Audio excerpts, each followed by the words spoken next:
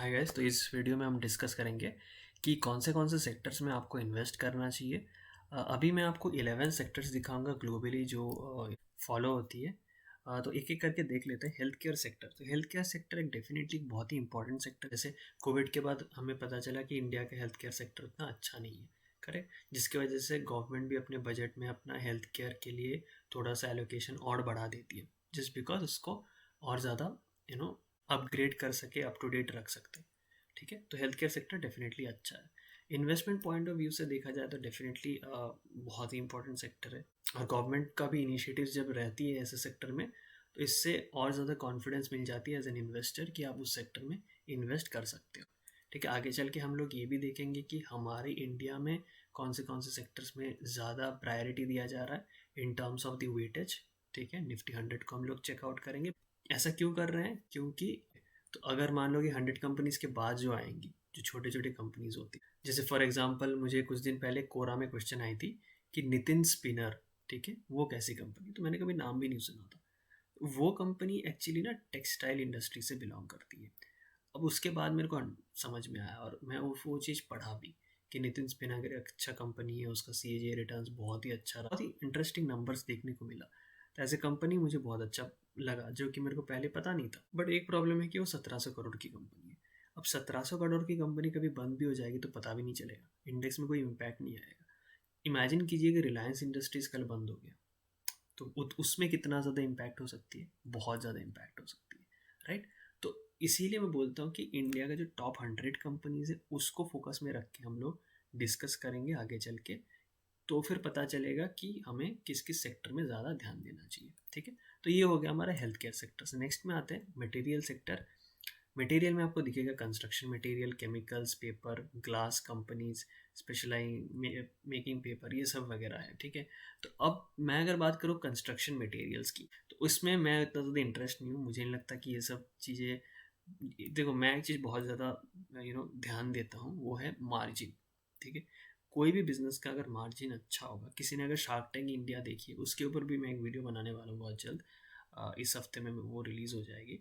तो उसमें मैं बहुत सारे की पॉइंट्स डिस्कस करूंगा जो देख के आपको एक बिजनेस को आइडेंटिफाई करना चाहिए। उसमें से एक बहुत ही इंपॉर्टेंट फैक्टर जो शार्क टैंक में डिस्कस हुई थी वो है मार्जिन। ठीक है, ऑपरेटिंग मार्जिन और नेट प्रॉफिट मार्जिन, ये दो चीज़ मैं भी खुद बहुत ज़्यादा फॉलो करता हूँ।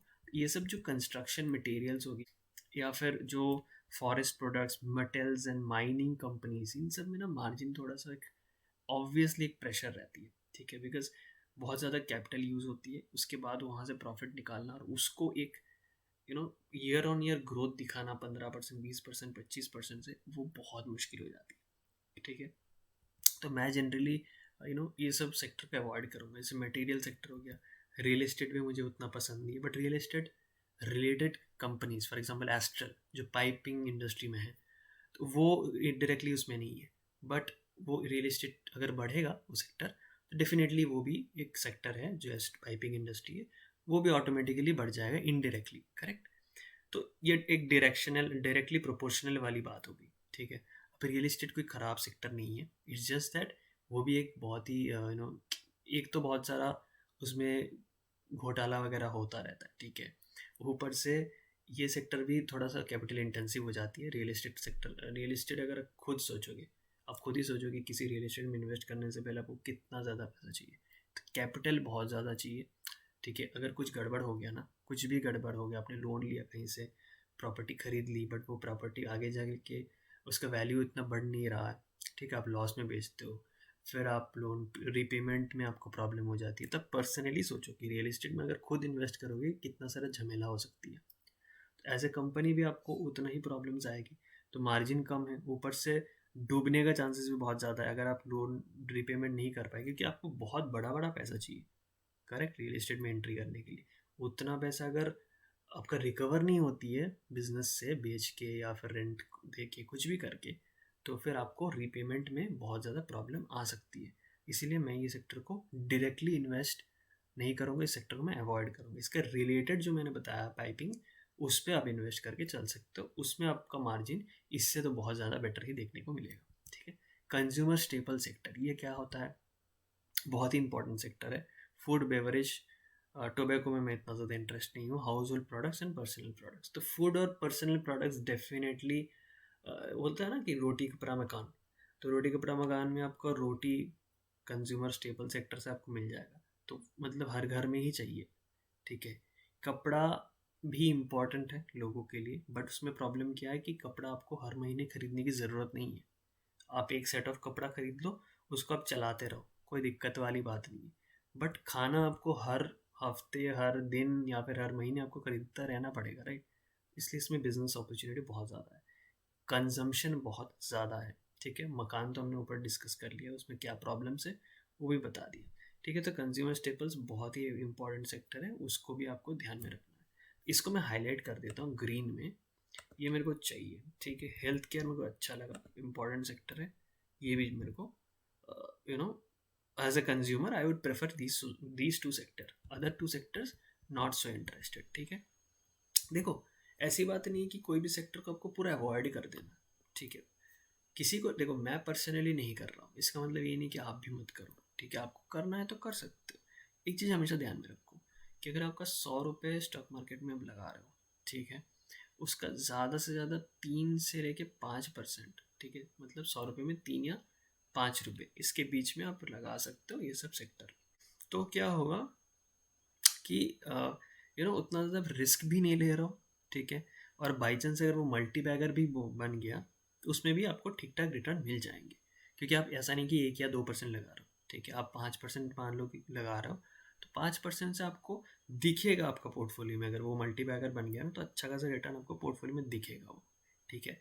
पर अगर आप 1 या 2% लगा रहे हो, तो फिर वो रिटर्न आपको नहीं दिखेगा। तो इसीलिए किसी को बेट लेना है किसी भी सेक्टर में, आप ले सकते हो। ये 11 सेक्टर जो है वो ग्लोबली आपका ये मेन सेक्टर्स है, ठीक है। तो ये सेक्टर में कोई भी सेक्टर अगर मैं मना भी कर रहा हूँ, तो आप बेट लगा भी सकते हो, आपके ऊपर है। कंज्यूमर डिस्क्रिशनरी, इसमें क्या हो जाएगा, रिटेल हो जाएगी, e commerce, hotel, luxury goods, leisure, travel industries. अब देखो, एक चीज़ प्रॉब्लम है, ठीक है, होटल, ट्रैवल इंडस्ट्रीज़ ये सब मेरे को पसंद नहीं है। कोविड के बाद मेरे को लगता है कि इसको ना थोड़ा सा अवॉइड करना ही बेटर रहेगा। रिटेल कंपनीज अच्छी होती है, बट उसमें भी प्रॉब्लम है, लॉकडाउन लगा तो फिर ये भी बंद हो जाएंगे। ई कॉमर्स बहुत इंटरेस्टिंग सेक्टर है। ई कॉमर्स बिजनेस में आपका वो फिर से आ जाते हैं मार्जिन पे। ई कॉमर्स का भी मार्जिन बहुत ही अच्छा होता है, क्योंकि एक डिजिटल बिजनेस है यार, मतलब आप मतलब इंटरनेट के थ्रू सामान बेच पाओगे, तो आपका कोई ज़्यादा एक्सपेंसेस नहीं है, बट आपका प्रॉफिट ही प्रॉफिट है, तो मार्जिन बहुत ज़्यादा हो जाएगा। तो ई कॉमर्स को आपको हमेशा आँख खोल के रखना है। जैसे नाइका हो गया, इंटरेस्टिंग सेक्टर है, बहुत इंटरेस्टिंग है।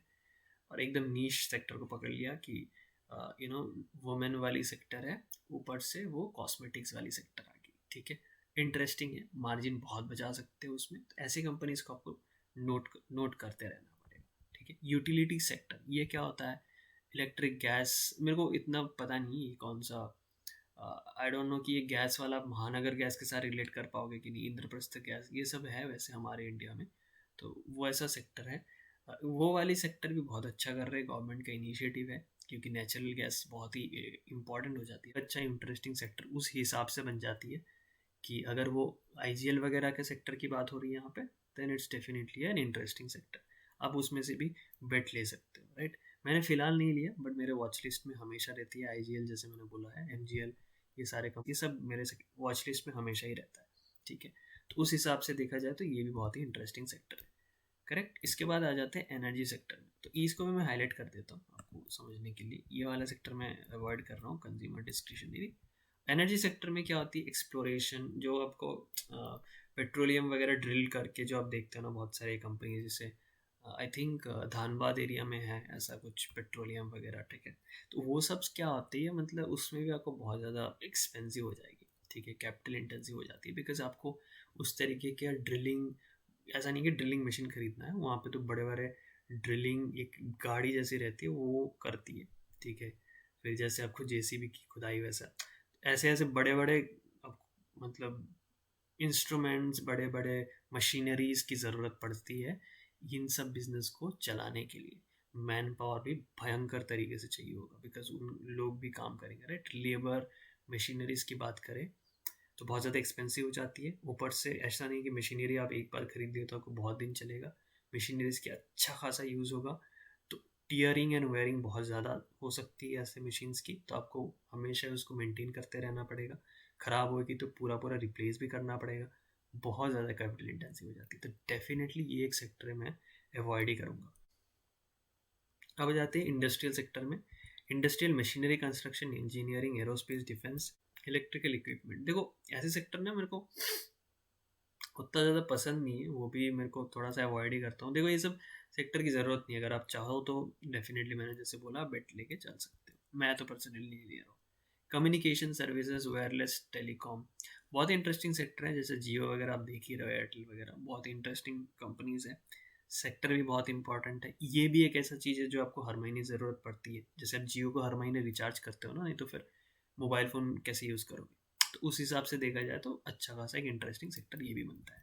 फाइनेंशियल सेक्टर, ठीक है, इससे बढ़िया, इससे इम्पॉर्टेंट सेक्टर मुझे नहीं लगता है कि कोई भी कंट्री में हो सकती है, क्योंकि ये बैकबोन होती है कोई भी कंट्री की, ठीक है। फाइनेंस अगर नहीं होगा किसी कंट्री में, बैंकिंग नहीं होगी, NBFCs नहीं होंगे, तो फिर कंट्री का बैकबोन ही नहीं है। Correct. Without money cycle, without reserve bank, आप इमेजिन करो इंडिया में रिजर्व बैंक नहीं है तो क्या होगा, मैसेकर, राइट।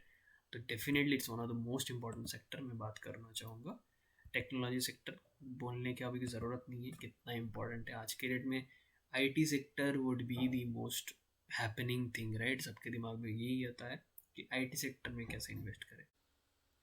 अभी हम लोग देख लेते हैं कि ये तो हमने देखा कि ग्लोबली में कैसे सेक्टर्स हैं, ठीक है। अब देख लेंगे कि निफ्टी हमारे कंट्री में कौन से सेक्टर। तो सबसे पहला आप वेटेज देख सकते हो, फाइनेंशियल सर्विस 34% वेटेज।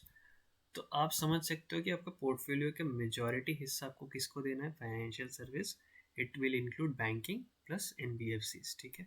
नेक्स्ट आ जाती है IT, जिसको 15% का वेटेज दिया गया है इंडेक्स में। तो ये भी एक बहुत मेजर पार्ट हो जाना चाहिए आपके पोर्टफोलियो का। नेक्स्ट हो जाएगा कंज्यूमर गुड्स। ये भी जैसे मैंने बोला कि ये भी बहुत इंपॉर्टेंट है। Without consumer goods, foods and household products, you can live your day to day life, ठीक है। बहुत ही इंपॉर्टेंट। तो ये 3 सेक्टर को मिला के आपका 60% ऑफ दी इंडेक्स बन जाती है। मतलब 100 कंपनीज इंडिया का 60% उसमें से क्या है, फाइनेंशियल सर्विस है, IT है, कंज्यूमर गुड्स है। तो ये 3 सेक्टर को आपको ध्यान में रखना है। बाकी सेक्टर में आप कुछ ना कुछ थोड़ा बहुत स्टॉक्स उठा के चल सकते हो, राइट। तो वो मैं ज़्यादा स्ट्रेस नहीं करूँगा, उसमें से आप कुछ भी उठाओ। ये जो बाकी का 14 सेक्टर्स हैं, तो मेनली मेरे को ये करना है कि हेल्थ केयर सेक्टर, ठीक है। ग्लोबली हेल्थ केयर सेक्टर भी इंपॉर्टेंट है, बट फार्मा यहाँ पे देख सकते हो 4%। तो आप चाहो तो यहाँ पे भी एक कॉमन देख सकते हो, ठीक है। देखो यहाँ पे भी ग्लोबली भी ये इंपॉर्टेंट है, इंडिया में भी यहाँ पे दिख रहा है 4%, तो उसमें से एक स्टॉक उठा लो, इस तरीके का कर सकते हो, ठीक है। जैसे यूटिलिटी सेक्टर हो गया, अब यहाँ पे आपको कहाँ मिलेगा, ऑयल एंड गैस में मिल सकती है, तो उसमें भी आप कुछ एक उठा लो। तो जो भी कॉमन सेक्टर्स होंगे उसमें से आप उठा लो, बट ये 3 सेक्टर्स आपका प्रायोरिटी रहेगा, ठीक है। तो आई होप आपको ये वीडियो पसंद है, आपको ये समझ में आ गया कौन से इंपॉर्टेंट सेक्टर्स हैं। वीडियो पसंद आए तो डेफिनेटली लाइक कर देना और चैनल को सब्सक्राइब कर देना।